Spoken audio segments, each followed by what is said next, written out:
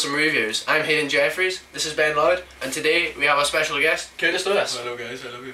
Welcome to the show. Oh, thank you very much. I'm glad to be here, you know. It's nice to have a guest for a change. This is what's going to be happening pretty much every week now. We're going to see if we can get someone in, share their thoughts on a certain game or whatever, isn't it? Yeah. Okay. Right. So, of course, this week, one of the most hyped events of the gaming calendar, E3, held in LA. And of course, if you're a gamer, then you should have watched it. If you didn't, then this is the time. On you. Shame on you. That's true. Number one. And we'll be going over some of the great aspects of the event. That is the worst thing ever. Alright. Hayden, of course, going on about the scene. Yeah, so I couldn't help that. So yeah, obviously on the Monday, it's the 14th. And whatever's the 14th. Is it over 2 days? In America, the 14th is a lot different to our 14th. So that was the that was the closed door press conference. Closed door, yeah. Then the 15th was the Microsoft press conference. Press conference. And then the 16th we had Sony's press conference. Not the Wii, that's Nintendo, isn't it? Yeah, there you go. So, and we won't be mentioning Nintendo much because their best game was Epic Mickey. Which, you know, say no more kind of thing. But we will be mentioning the 3DS, which looks very interesting. Pre-ordered Epic Mickey. Don't know what you are. Give me it. Yeah, okay. sure. Yeah. You just listen to this. Yeah. Okay, so we're going to start off with the Microsoft press conference. Yeah. What time was Microsoft? It was they had all day, didn't they?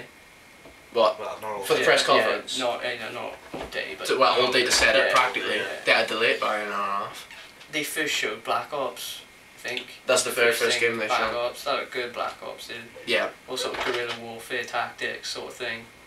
I think it was actually quite expressed well, actually.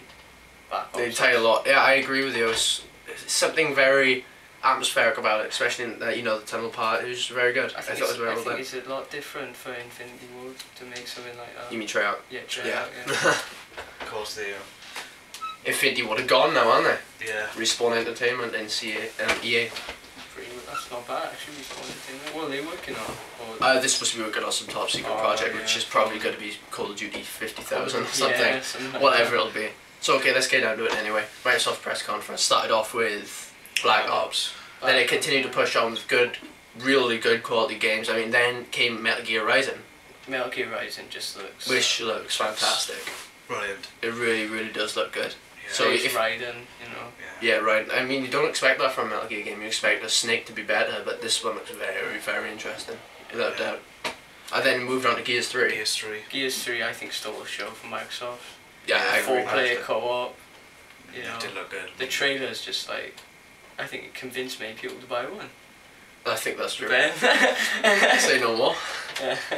Yes, I have pre-ordered the new Xbox there. Yeah, just because of Gears 3. Say no more.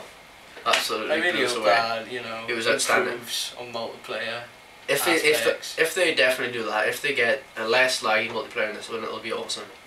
So alright, let's push on it anyway. And then we came out with Connect. Which took about 50 minutes of the show. Yeah. Showing tech demos, etc. So anyway, so what was both of your views? So start with Ben. It is a very good piece of kit that is, if it does really work out the way it's supposed to be shown off to. The only problem is for me is the way that Xbox are going with it, and they're moving away from the hardcore gamers.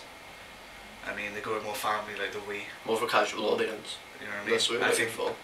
I think yeah, that's good, okay, but you know, don't forget about us. Don't forget about hardcore gamers, which put you on the map, really. Yeah, we bought your own console for the very reason. Exactly, you know what I mean? But overall, I think it does look very good. It looks good, yeah, definitely. What do you think, Kurt? Yeah, I mean, it's the same sort of points, really.